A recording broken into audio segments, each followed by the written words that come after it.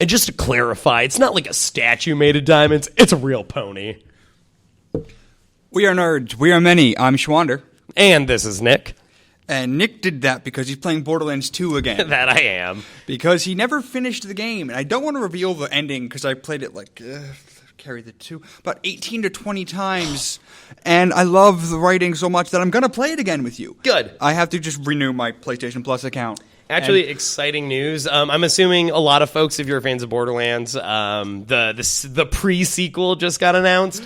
And Andrew Birch, who was the head writer of Borderlands 2, is still the head writer of Borderlands, the pre-sequel. And he is the only reason that Borderlands 2 is so much funnier than 1. I am excited. For those who don't know, Borderlands 2 is a series of games that started from Gearbox, probably 2009? Yep, 2009. That was originally supposed to come out, I think, late 2008, and it was supposed to have customizable weapons.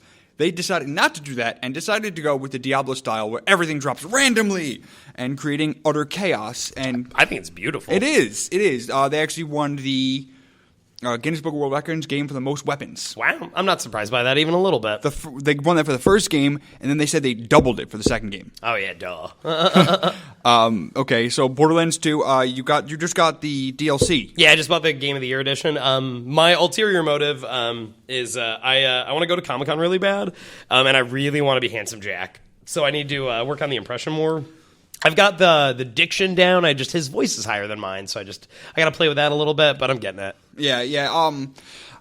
I loved Handsome Jack in the game. My favorite character is still Tiny Tina. Yeah. A close second, though, is Torque. Yeah. I'm so excited to play that downloadable content. Oh, my God. Also, the Birch family, that's Tiny Tina is Ashley, which is so funny. I'm going to have to show you those videos from Destructoid, Hey, Ash, What You Playing? Because they are so hilarious. Shout out to another website I like. That's Rev3 Games. The same company that owns Rev3 Games. Oh, I didn't know that. Yes.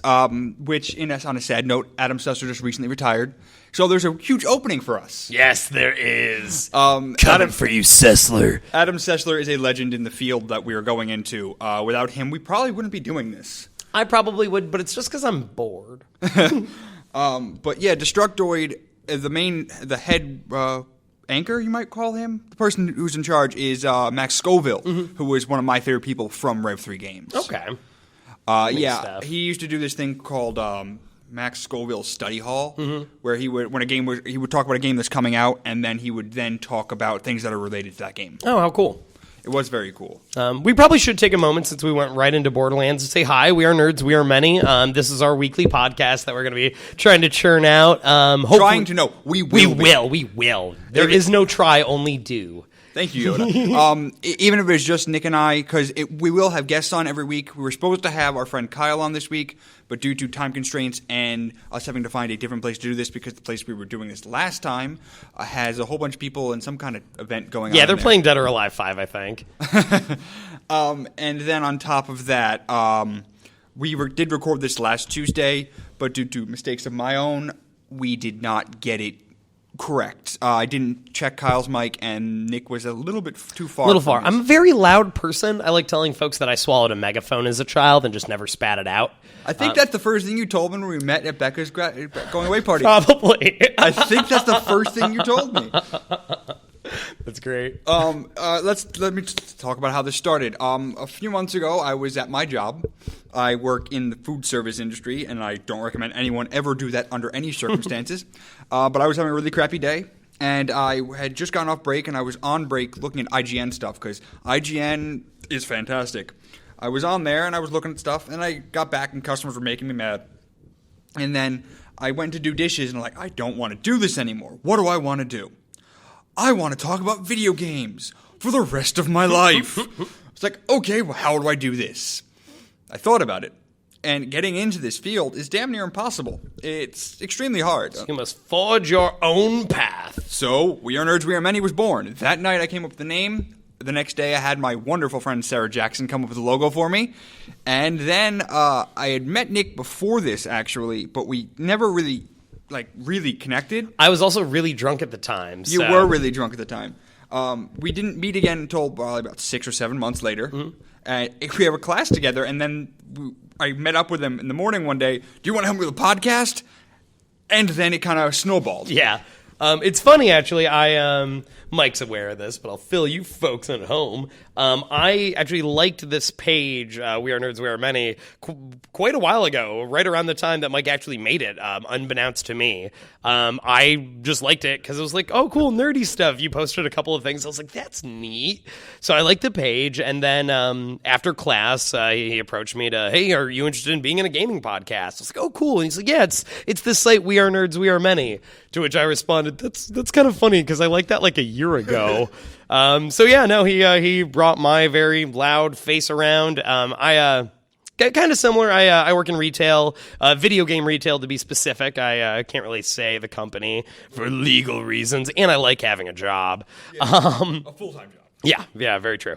And while it's fun, I get to interact with dorks and nerds of all different shapes and sizes and creeds and all that good stuff. I don't find it very fulfilling. I want to act, I want to perform, but video games are just such a crucial part of my upbringing that I want to be able to do that as well. So I want to talk to you guys about video games, and I want to talk to famous people about video games, and I want to put my weird voice into video games. I think you're noticing a pattern. So yeah, that's now we're here, and great things are to come. He became my partner in crime, and we are doing a whole bunch of wonderful things. We have a few skits we're going to be storyboarding the next few days. We have a bunch of people involved now, actually. We have a person help us do costume design, a person who wants to help us do music, a person that wants to do art for us. Actually, Sarah Jackson, who does all the artwork for the site we have now, is wonderful, and she's working on our website. The actual website, which is www.nerdsmany.com. It should be up hopefully by the end of the week. If not, it will be up by the end of the month, because Sarah Jackson's awesome like that. In regards to that, one thing that we're going to touch down on for these first couple of podcasts, I should say, is we need money really bad. While we have the charisma and we have the talent, getting the equipment and having the ability to do this stuff, editing software, oh my God, it's so expensive. Yes. And we're all trying to reach out to people. We have an Indiegogo campaign that you can look up at, I don't remember the URL. I will put the link in the YouTube video below. I will put the link in the description for wherever we post this, because I recommended that this go on iTunes. Yeah. I'm going to put it on SoundCloud. I'm going to put it all over the place. But there will be a link for our Facebook, our YouTube, our Twitter, all of them. Mm-hmm. All of it. Smoke signals, carrier pigeons. Yeah, how are those carrier pigeons coming? They are unruly. It's very difficult. My apartment smells terrible now. Are you sure they're pigeons, not crows? That's actually, you bring up a really good point. I figured, I try not to see color. I'm a lot like Stephen Colbert, so I wasn't going to judge him on that. But yeah, they are very loud, very glossy blackbirds, and they have been picking at my cat for a while. So you might be right there. Anyways, so yeah, I'm gonna sue that guy. That's not a pigeon salesman. So these are crows. What are your return policy? Okay, back to what we're going to be doing. Let me talk about this for a second. Nick is going to be doing video reviews for us. Yes, I will. And his first one is probably going to be a bulk review of BioShock 1, BioShock Infinite, and both Barrels Under the Sea. Yep. And honestly, I'm probably going to touch down into the unloved stepchild BioShock 2, because honestly, I liked it. I loved it. I loved the game. Sophia Lamb was boring, but whatever. There's no Andrew Ryan. No, she's no Andrew Ryan. No one's Andrew Ryan. And whenever someone says, would you kindly, I still get shivers. Mm-hmm. Doesn't matter who says it or where it comes from. I could be at work and a customer could say it to her daughter or something. I'm like, ugh. Oh, God. Oh, my God, it's Atlas. Frank Fontaine. But yeah, so I'm going to be doing video reviews. I also... I have a couple other sort of independent projects that I'm working on, but I'm very much incorporating it into the website. And my part of the Indiegogo campaign that I look forward to helping out with, and I will be posting a more comprehensive video about this. I do silly voices pretty regularly. My vocal cords are really my only marketable talent. That and his wonderful, wonderful smile. That's true. You can't see it, I have nice hair, too. Not as good as mine. No, that's true. I have some quite fantastic hair. It's glorious. Majestic, even. It's salon quality hair. But what I'm going to be doing, and actually this started because I have a love for Tom Waits and for weirding out one of my best friends who lives in California. I will be making open, you can make submissions for a donation of, I believe it's going to be $5 to $10 if you donate that much to our Indiegogo campaign. What I will do to you is you suggest a song. I will also provide a number of characters that I can do, celebrity voices, like I said, certain characters from movies, cartoons, and video games and such. And I will sing these songs like them. In the video describing this, I will be showcasing my stirring adaptation of the Goofy Goober song from the SpongeBob SquarePants, sung by Tom Waits. So yeah, get ready for that. Hold on to your seats, folks. But so yeah, I'll be doing that. You can use the videos and pretty much however, or the sound files, I should say, and however you'd want. Send them to your friends, make them your ringtone. I don't care. But it's for the funds, and it's also, well, for the funsies and the funds with a D, because we need help, folks. Some of the other things we're offering on the Indiegogo campaign is, for one, we're offering a thank you video. We're going to thank you each by name on YouTube. Nick will probably do some funny voices there. I might burst into tears. It happens. Yeah, we have $115 raised already, and it's a wonderful number because we've only been up there for less than a week, and it's just snowballing. It's fantastic. But we are offering posters that are Sarah Jackson designing for us. T-shirts, right? Yeah. Sarah Jackson also designed. The T-shirt designs are on the page. Yep. They are beautiful. They're really great. Yeah, I was super impressed by that. What else are we offering? Producer credits, a chance to be in this podcast. Well, not this one, but a future one. Unless you're a time traveler. If you are, I want to see your TARDIS right now. I mean, really? I'm wearing a shirt that has the TARDIS and Little Red Riding Hood on it right now. But I want to see your TARDIS. Come on. That sounds dirty. I want to see your TARDIS. Yeah, for some reason, Nick and I just mesh really well on camera, on just talking. We sit here and talk for hours, and we should do something productive with this. Yeah, so we're just that's what we're doing now. Hopefully you like the sound of our voices. You might not like the look of our faces. Yeah, it's true. Besides my beautiful smile and stunning hair, I am atrocious. Striking resemblance to the Elephant Man. Yeah. But yeah, no, so we're here to talk about video games and movies and pretty much everything that encompasses the world of nerds. Okay. Actually, so speaking of movies, I don't think you've seen it yet. Captain America 2. I have not. Oh my god. Obviously, I'm going to avoid spoilers like the plague, but dear... I will shank you. I know. And I'm highly allergic to being shanked. EpiPen won't even do it. But no, honestly, I think, and I loved all the Marvel Now ones there. I guess that's what the universe is being called. I've seen all of those, other than Thor 2, which I heard was so-so, but I'll wait to pass my own judgment. But I loved them all, and I always thought that the first Captain America was good, but there was something kind of just vanilla about it. Yeah, it was a little bland. Even though Hugo Weaving, awesome. He does do a good villain. Mm-hmm. He does. I want to see him in a movie where he's like the nicest guy in the world. Like, he's just super helpful and caring and sweet, but everyone thinks he's evil because of his face. He borderline does that in the Lord of the Rings series. Yeah, actually, he's not extremely nice. That's true. But sort of benevolent. Yeah. But no, Captain America 2 was fantastic. I think it's out of all of them, other than the Avengers, which was amazing because Joss Whedon. Well, Joss Whedon has his hands in all of them now. Oh yeah, I know, because they don't want him to he doesn't want them to mess up his love child that is the Avengers. But other than the Avengers, I think it was the best one yet. Hands down. Well, let's talk about another game we're both playing right now, Final Fantasy. Would you listen to my story? I was wearing that shirt on Tuesday. I'm so excited. I am known actually for my t-shirts. I spend lots of money that I shouldn't be spending on t-shirts from t-shirt websites all the time. Mm-hmm. And I was wearing one that looked like it was a mock of an Ed Hardy shirt, I think. I don't know. I don't own any Ed Hardy shirts, but it was the Brotherhood sword, and it said in a ribbon, "Listen to my story." There's a Blitzball in there too. Yeah, there was a Blitzball, and I had a bunch of people try to take my shirt from me that day, including Nick. Yeah. Now, honestly, so I'm going to share a somewhat embarrassing story with you and apparently the whole internet. Our 8 followers. I know. Love you guys, by the way. Yes, you are fantastic. So I'm a big Final Fantasy fan. I have been since a very young age. Like a lot of people, I was introduced to the series with 7. And I've played some of the older ones now. I have a much more thorough appreciation for the series, but that's what got me started. And it was kind of like my Christmas tradition that my mom and dad would get me like the Final Fantasy for that year. When it came around to 10 coming out, they made this huge deal about the fact that they couldn't find a copy, and they were just so upset about it. My parents are both really good actors, so it was pretty convincing. That's where you get it from. Yeah. So it was. I believed them. I was pretty upset about it, but they got me the strategy guide. It's like, you can't play it, but you can kind of research and like get ready for it. And I was like, all right, it's the thought that counts. You guys tried. That's what matters. The day goes on, like hours go by, and then my mom mentions, like, man, there's something shiny in the Christmas tree. You want to go look, see what that is for me?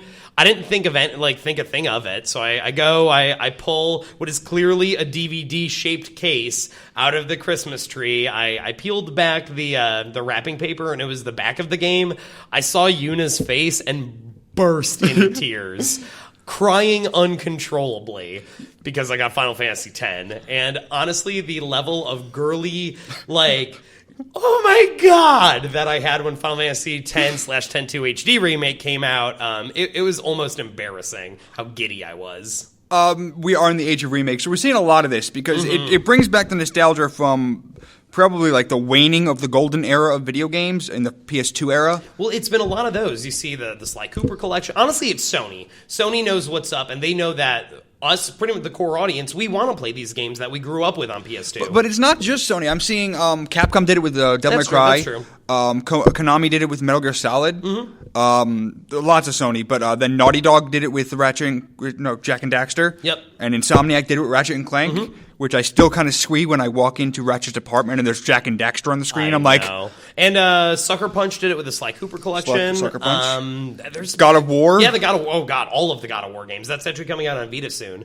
So that'll be neat. I am loving the rejuvenation, but I'm disappointed in the lack of extras they're putting into it. Yeah, I wanted like more behind, especially with Final Fantasy. I wanted behind the scenes stuff. I wanted to see how these guys made this work of art. Like there is like in the art book that comes with it, there is a bit of like commentary from them, and it was really neat. I didn't get the collector's edition. I pre-ordered it, but I bought the game. It was only $40 when it first came out. But I bought the game from GameStop, and then I went over to Walmart, and they had the collector's edition for $40. I was pissed. Later that day, I had opened the game and played a little bit, and I went to Walmart and like, I bought it twice. I bought it on PlayStation 3 and I got the Vita copy, so I can do cross save. So I've been not bringing it to school because I'm trying to be productive now and hang out with people and do the podcast instead of sitting quietly in a dark corner playing Blitzball. Yeah, I'd rip them out of the dark corner. We actually have a lot going on. Other than our podcast and the things we're doing for the videos, we are actually part of a indie movie that's going on around here. Yep. Friend of Nick's. Yep, myself and mostly so this gentleman, Justin Brown, good folks, or Justin James, I think he likes now. He's making an independent film. It's called Bloom. Really exciting stuff. It's kind of it's an ode to like 80s high school movies, so like Breakfast Club, Pretty in Pink, and the other half is sort of an homage to those like 90s house party movies, so like She's All That and stuff like that. So it's going to be neat. We're taking a really kind of interesting art design and kind of stylistic direction with it.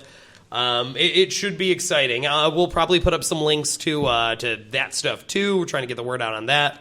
Mike is also becoming an invaluable member of that group as well. So yeah, big stuff on the horizon. Yeah, our lives we were just a bunch of college kids this past semester, and then halfway through, like, let's do a whole bunch of stuff. And we just kind of haven't really slept much. No, I'm running on, for a whole week, I'm at maybe like 8 hours of sleep at a time. Now, you do know, if this picks up and we actually do like move to California and do this shit, we won't be sleeping very much. Oh, I know. I'll take up all sorts of drugs and stuff. Like I steer clear of that stuff now, but I'll try it. That's hey, it worked for Robert Downey Jr. in his starting days. Well, look at this for instance. We hopefully next year we'll be doing E3. Yeah. And that weekend is like a gauntlet. Because I hear people, I watched a whole bunch of stuff. Machinima did a series of things where like the food is awful and it costs 3 times more than going to Orlando and buying the expensive food. And then you're not sleeping. The bathrooms are overcrowded. Honestly, I plan on getting like an IV drip and just filling it with Red Bull. So yeah, I will be intravenously taking in caffeine and taurine and stuff. It'll be good. It'll be good. Well, my plan for this coming year for We Are Nerds Wear Many is go to Comic-Con. We're going. You and I are going to Comic-Con, and maybe a few other people. You'll be seeing Handsome Jack. It'll be sweet. We'll be hopefully going as press instead of the public, so we'll have a little more access. We'll give you a whole bunch more news. And then I really, really want to go to E3. It has been a dream of mine ever since I was 14. I was watching Adam Sessler and Morgan Webb. Me too. And that's actually when I first heard about E3 when I was 14, sitting in my buddy's apartment because I didn't have Tech TV. Actually, so idea, something that I think I'm going to do when we go to Comic-Con, and if we get a chance to go to E3 as press, I want to have staring contests with important developers and just see who wins. I think it'll be tough with certain guys. I'm pretty sure I can get Tim Schafer to have a staring contest with me, though. Tim Schafer seems like a nice guy. Yeah, he would do it. He would do it. Kevin Smith? Kevin Smith will do a staring contest with me. My plan for these conventions is for us to get GoPro cameras. That'll make the staring contest even better. Just put it like on your chest and walk around all day because we'll have tons of footage. But on a request from my little brother, he supports this completely. He loves what we're doing, but he tells me we have to do Power Ranger stuff. I'm okay with that. I'm really okay with that. Obviously we've talked about this. It was a huge part of our growing up. Yes. Tommy, the Green/White Ranger's one of my heroes. He was the reason I did karate at a young age. Kimberly, Amy Jo Johnson, our first crush. Actually, this is embarrassing, and I don't share this. I don't think ever. I remember I had a bunch of like Power Rangers stickers, and it was in first grade. And I was really awkward, and I didn't have like any friends at all. So I had we all like had our own desks, obviously. So I had my Power Ranger stickers on mine, and I would always like give a little tap or like a little tap on the thing to Kimberly because Amy Jo Johnson. Oh my god! But the creepy thing is she's as old as our mothers. Yeah, I know, right? Man, Amy Jo Johnson. I remember at a very young age in the blossoming days of the internet, or at least the early days for the internet for me, getting to Joey Lawrence, awesome, non sequitur. But no, getting to see Amy Jo Johnson's boobs in a movie was a really big deal for me. I was like, oh my god, this is happening. Yeah, if you couldn't tell, we're huge nerds of every shape and form. I have called myself a nerd of many hats. I like that. And Nick got weirded out by that because he didn't wear hats. I don't really wear hats. Messes up my hair.